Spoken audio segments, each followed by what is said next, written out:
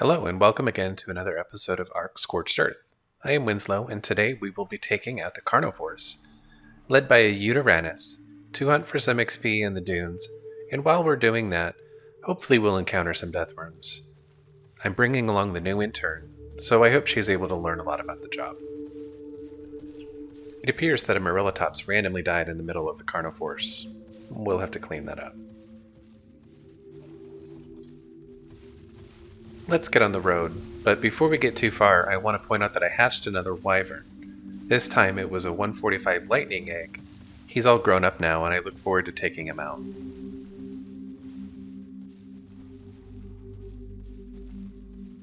While we're out and about, I do want to talk about the lore of Scorched Earth, and mostly what happened to Helena Walker after her encounter on the space station. So when Helena wakes up on the station after Mei Yin knocked her out, while accessing the command console on the station, she accidentally sent herself to the desert Ark. She wanders around and finds some friendly tribes in the desert. After foraging for food and finding water from jug bugs, they warn her never ever to go out into the dunes because of the terrifying sandworms that live out there. This is where Helena theorizes that the Arks are artificial. After having witnessed the events on the station and being sent to Scorched Earth, that they seem to have a natural barrier to keep people from venturing too far out. Even though we can see mountains on the horizon, they are all an illusion put in place by the Ark. On the island there was the ocean, filled with dangers and creatures that would wreck ships, but on Scorched Earth, this barrier was the deathworm.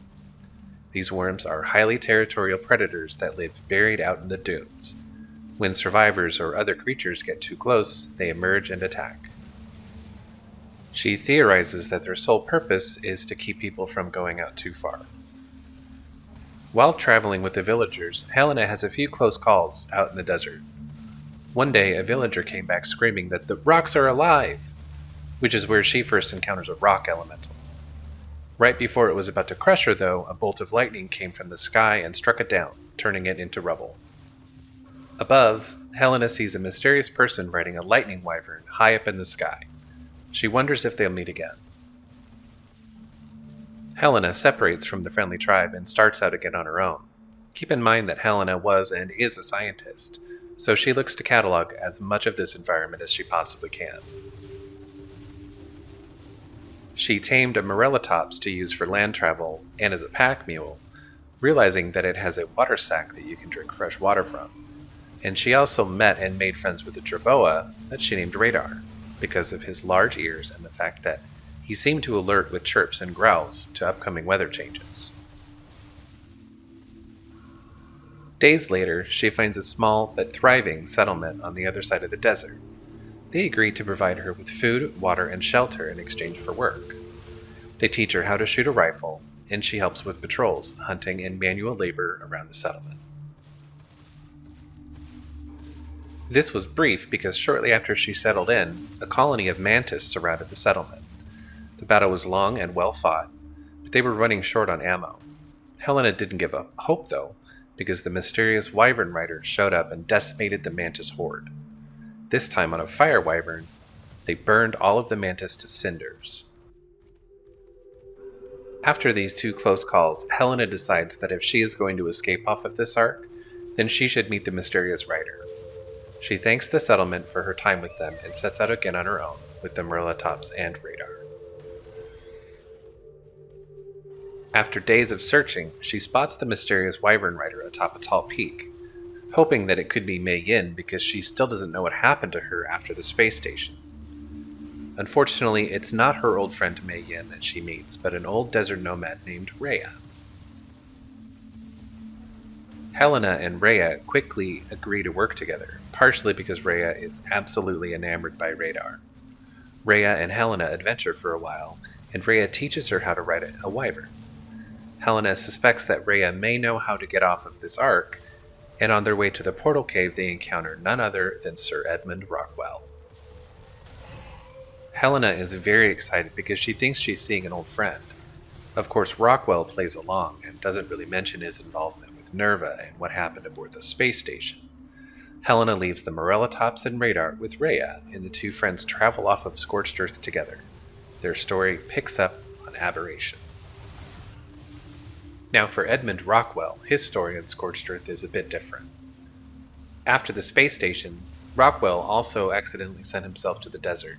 He was able to find some shade and started planning out his expedition of Scorched Earth. He decided to find a friendly tribe so he could at least get a proper mount and perhaps some other folks to work for him. He also wanted to learn more about the mysterious substance he saw lining the walls of the space station, which we later find out to be element. He finally found a friendly tribe after coming across some tracks in the desert. He began to follow them and found a makeshift fortress named Prophet's Rest. They were hospitable and gave him food, water, and shelter, and he noted their strange desert attire. The fortress was more of an enclave or a monastery. The natives had created a religion centered around the obelisks. They were peaceful, friendly, and he traded work as a doctor while he gathered supplies for his continued expedition. After weeks, he was able to see the inner sanctum and sees his first artifact.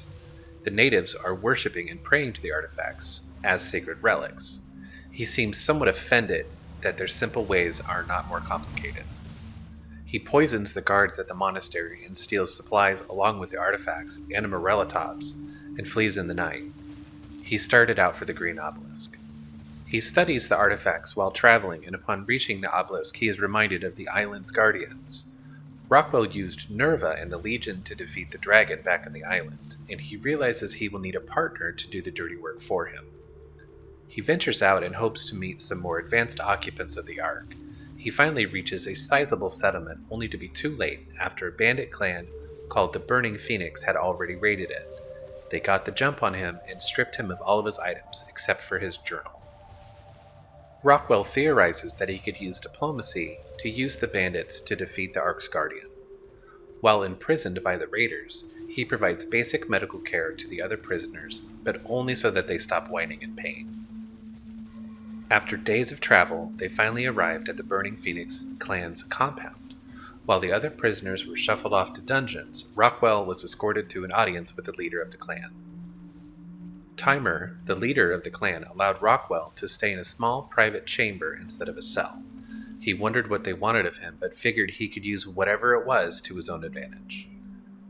As it turned out, Timer had a wife who was also pregnant. Rockwell would be expected to care for his wife Nezarin and the child. Nezarin was quite the opposite of Timer. She was calm and pleasant, and in this case Rockwell first considered the ideas of generations of survivors on the Arks. Rockwell had helped with the birth of Timer and Nezarin's child and was safe for the moment, and he began to plot about how he could turn Timer into his own general. After weeks of following the Burning Phoenix, Rockwell had convinced Timer to test their strength against the obelisk's guardian. The raiders bravely fought against the Manticore, and as it fell, Rockwell managed to collect some of the mysterious metal he was becoming so obsessed with. He begins to experiment with the ore and prepares to escape from the clan. During the celebration after the clan defeated the Guardian, Rockwell poisoned all of them so he could escape.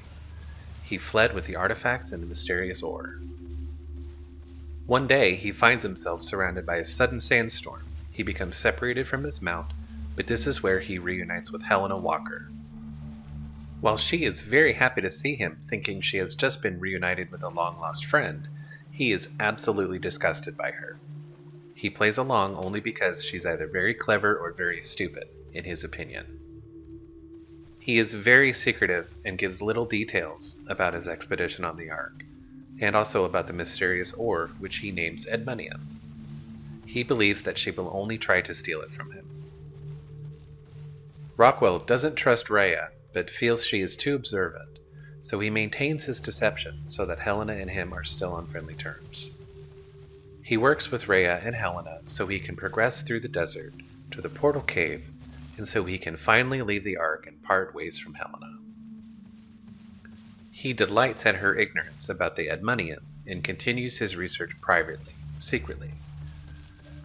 Helena is too interested in the flora and fauna of the Ark to notice much of what he's doing.